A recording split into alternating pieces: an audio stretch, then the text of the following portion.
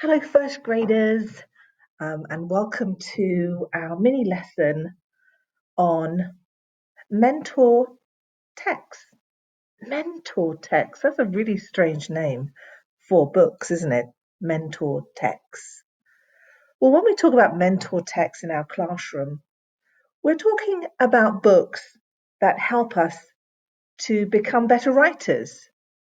Because one of the things that we can do when we're reading and when examining books, especially right now, we're doing informational non-fiction books. So when we're reading and examining them, these can be a really powerful strategy for us for, to help us as writers. Let me share one with you here. So if you're thinking about writing an informational piece to show somebody, to show the reader that you know information about something, one way it can help you mentor text is that just about any book that you have, even at home, is powerful because once you open the book up, and I'm going to choose one here about the bald eagle, these are non-fiction informational books I just found on Epic. Once I look at this book, I can look at the layout of the book and I can start to understand some of these features, these text features that will help the reader. And we've spoken about text features in many of our mini lessons that we've had. We know that the table of contents is a text feature, and that's helpful because that shows the reader what they're going to learn, what they're going to find out information about. And as we're going along our writing journey, we'll be starting to think more about informational writing and how we can use these different features to create our own informational book that we can share with our readers. So people use books for multiple purposes. We examine their writing. Even as readers in first grade, when we open a book or when Mr. Shaver or I do a read aloud in our small groups, reading groups, and at home with our families, we examine writing when we're looking at books, don't we? We start to look at how the author has written the book. And as you can see, this author has given us a table of contents. Let's keep looking through the book here. She's actually used a lot of pictures in her book. And as pictures, these are a great tool that we can also use when we're helping to teach or share the information that we know about something with our reader. I'm going to go back to another book here. Even Raz Kids has books that can help us as first graders to look at mentor texts. So I'm going to have a look at here. This book is called Bald Eagles. Okay. I want to show you some of the things that I like when I see this book and I open it.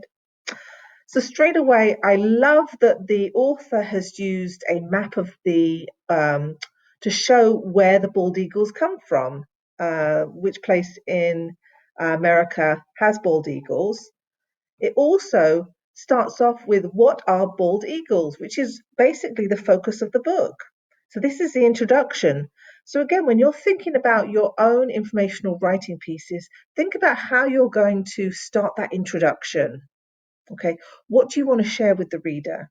What do you want the reader to know straight away as they open and they start reading your words? What do they want to know about? Are you sharing with them how to construct using Lego?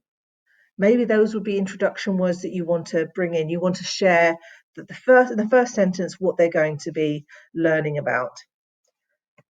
Having a look here, bald eagles are one of the largest raptors in North America. The birds are an American symbol. So straight away, we can see that the writer has given us some bold statements there, some facts. Okay, remember non-informational, non-fiction books give us a lot of facts, so we can learn a lot. So it's given us some facts straight away, and then it's going to expand. It's going to tell us where they're found in America, and then it's going to concentrate now on how do we identify a bald eagle. So this is kind of something that will guide us in our own writing. thinking of these things that we want our readers to learn, what we want them to know that we already know. So, what do you think the author is doing in this book? So, the author's giving us examples, right, of how we can find out more information, how we can identify a bald eagle. Okay, the writer's teaching us things. The bald eagles have brown feathers on their bodies and wings. He's given us more information, expanding, not just telling us where they're found in America, but how we can identify them as well. Females grow larger than males, so we're actually starting to introduce some facts, some measurement there on the bald eagle. So even more, so stacking up all the information that they know, structuring it in a way that the reader will be able to learn a lot of information.